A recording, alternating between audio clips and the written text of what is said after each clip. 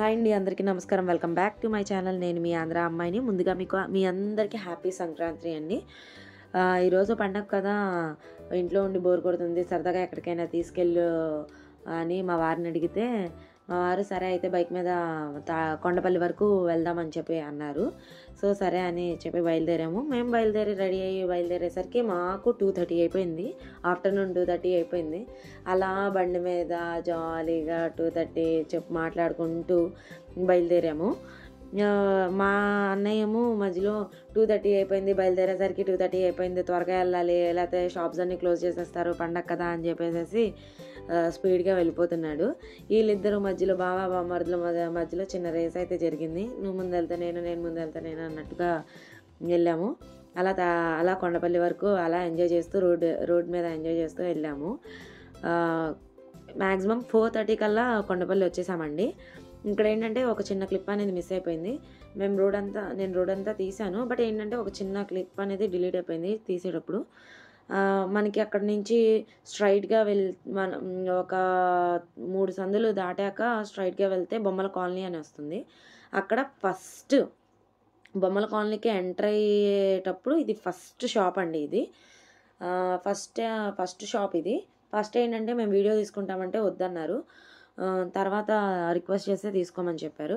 But ఏంటంటే ఈ బొమ్మలన్నీ చాలా చాలా చాలా అందంగా ఉన్నాయండి.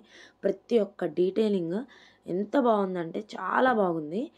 అసలు ఈ కొండపల్లి బొమ్మలు ఫస్ట్ ఎక్కడి నుంచే స్టార్ట్ అయిందంటే రాజస్థాన్ నుంచి అనేది స్టార్ట్ అయిందంట.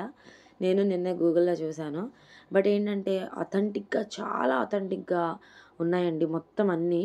ఇప్పుడు ఏంటంటే ఈ కొండపల్లి బొమ్మలు అనేవి చాలా ట్రెండ్ అయిపోయినాయి. ఏంటంటే మన న్యూ రెస్టారెంట్స్ ఓపెన్ చేసే దాంట్లో కూడా పల్లెటూరు ట్రెడిషనల్స్లో కానీ వాటికన్నిటికి కానీ కొండపల్లి బొమ్మలు అనేవి బాగా యూజ్ చేస్తున్నారు కాబట్టి మనకి చాలా నచ్చుతాయి.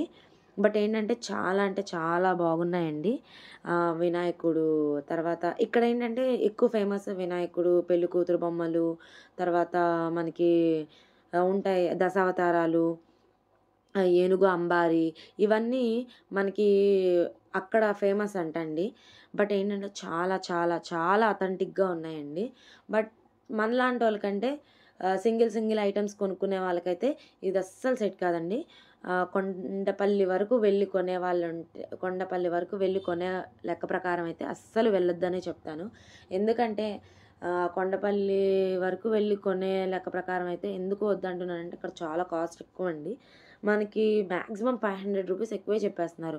మనకి హ్యాండ్ క్రాఫ్ట్ మేళాస్లో కానీ, ఎగ్జిబిషన్స్లో కానీ, తిరుపతిలో కానీ ఇలా కొండపల్లి బొమ్మలు అని చెప్పి అమ్ముతారు కదా, అక్కడ బార్గెనింగ్ చేయడానికి కుదురుద్ది. అక్కడ వాళ్ళకి ఏంటంటే బల్క్ ఐటెంలో తక్కువ పడుతుంది.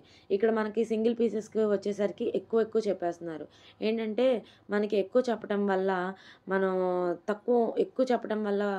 మనకి అక్కడ ఇక్కడ కంపారిజన్ చేస్తే మనకి ఏంటంటే హ్యాండ్ క్రాఫ్ట్స్ మేళా ఎగ్జిబిషన్స్లోనే నాకు తక్కువ అనిపించింది. ఇక్కడ సింగిల్ పీస్ వచ్చేసరికి మనకి 1800-1900 పడుతుందండి.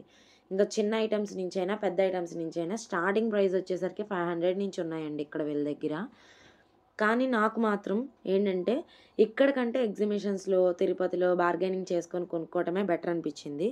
బట్ ఏంటంటే ఇక్కడ చాలా కాస్ట్ అనేది ఎక్కువ చెప్తున్నారు. మ్యాక్సిమం 50 రూపీస్ టు 100 రూపీస్ మాత్రమే తగ్గిస్తున్నారండి, ఎక్కువ తగ్గించట్లేదు. కానీ నాకు మాత్రం చాలా చాలా నచ్చేసాయి. ఎక్కువ బొమ్మలు కొనేద్దాం అనుకొని చెప్పి వెళ్ళాను. బట్ ఇక్కడ చూసేసరికి నాకు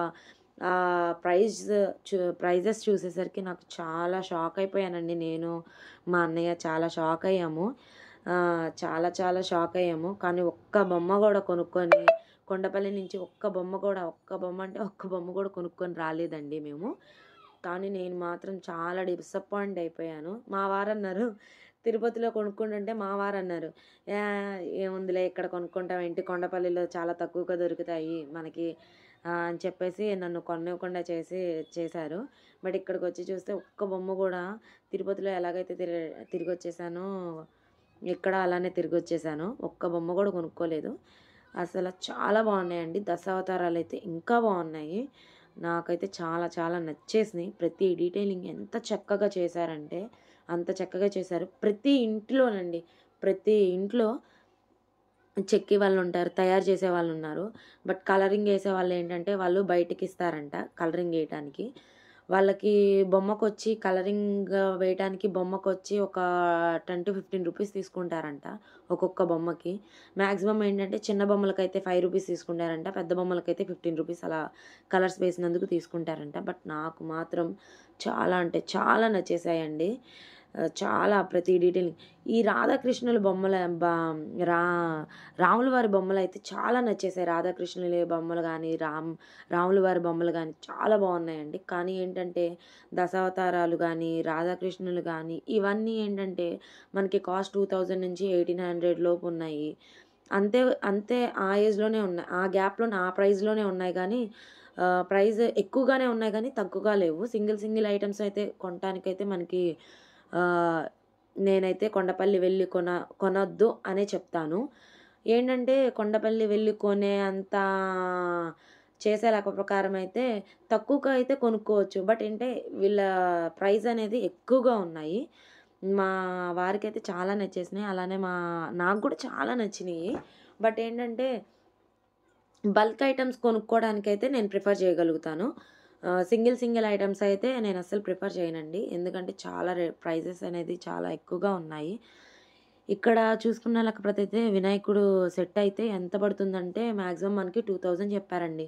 ఈ రాధాకృష్ణులదైతే 3000 చెప్పింది ఆ అమ్మ. ఇదండి మన కొండపల్లి బొమ్మల ప్రైజెస్ షాకింగ్. ఈ వీడియో మీకు నచ్చితే లైక్ చేయండి, షేర్ చేయండి, సబ్స్క్రైబ్ చేసుకోండి, గంట సింబల్ని కొట్టేసేయండి.